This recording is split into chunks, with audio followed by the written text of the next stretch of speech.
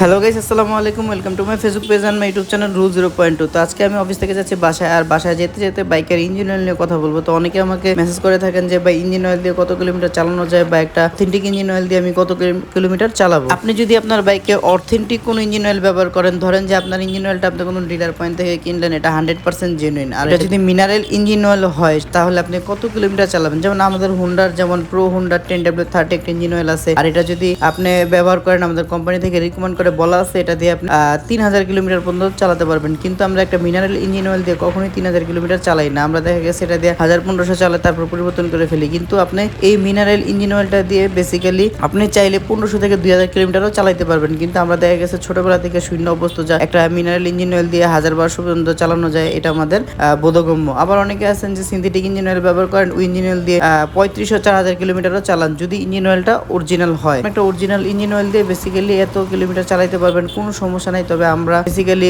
1800 থেকে 2000 কিংবা 2500 পর্যন্ত একটা সিনথেটিক ইঞ্জিন অয়েল ব্যবহার করে থাকি।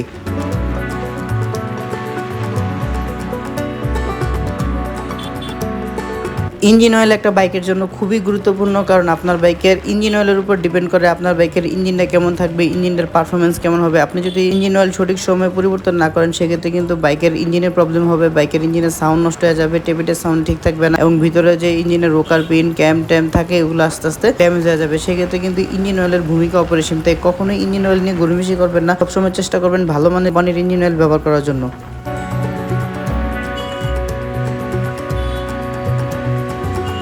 কখনোই 2 টাকা কমে যেখানে পান, যেমন অনেকে আছেন যে আমরা একটা অথরাইজড ডিলার পয়েন্ট থেকে যদি ইঞ্জিন অয়েল কিনতে যাই, সেক্ষেত্রে দেখা গেছে 200 টাকা বেশি। এটা চিন্তা করে আমরা কি করি, লোকাল মার্কেট থেকে কিনি। লোকাল মার্কেটে কিন্তু প্রচুর পরিমাণে ইঞ্জিন অয়েল ডুপ্লিকেট তৈরি করা হয়। আপনি যে ইঞ্জিন অয়েলটা ব্যবহার করেন এবং যেটার বোতলটা আপনি ইউজ করে ফেলে দেন, ওই বোতলটাতে কিন্তু রিফিল করে তারা পুনরায় আবার বিক্রি করে। তো এটা কিন্তু আপনাকে বুঝে কিনতে হবে। তো ইঞ্জিন অয়েল কেনার সময় অবশ্যই অরিজিনাল কিনা, এটা যাচাই বাছাই করে কিনবেন। সেক্ষেত্রে সবচেয়ে ভালো হয় ভালো কোনো ডিলার পয়েন্ট কিংবা অথরাইজ সার্ভিস সেন্টার থেকে ইঞ্জিন অয়েল পারচেস করা। তা না হলে কিন্তু আপনি ডুপ্লিকেট ইঞ্জিন অয়েল ব্যবহার করতে পারেন। আর একটা ডুপ্লিকেট ইঞ্জিন অয়েল ব্যবহার করার ফলে আপনার বাইকের ইঞ্জিন কিন্তু পুরোপুরি ড্যামেজ হয়ে যেতে পারে, এবং ইঞ্জিনের চালিকা শক্তি এবং ধারণ ক্ষমতা এবং এটার টেকসই যে গুণগত মান আছে, এগুলো কিন্তু আস্তে আস্তে নষ্ট হয়ে যাবে। সেক্ষেত্রে কিন্তু কখনোই ইঞ্জিন অয়েল নিয়ে গড়িমসি করা যাবে না, এবং ইঞ্জিন অয়েলের ক্ষেত্রে সর্বদা সেন্সিটিভ থাকতে হবে যে এটা নির্দিষ্ট সময় পর পরিবর্তন করতে হবে, এবং এটা দিয়ে সর্বোচ্চ কত কিলোমিটার চালাতে পারবেন, এবং এটা অরিজিনাল কিনা এগুলো যাচাই বাছাই করে দেন ইঞ্জিন অয়েল ব্যবহার করতে হবে।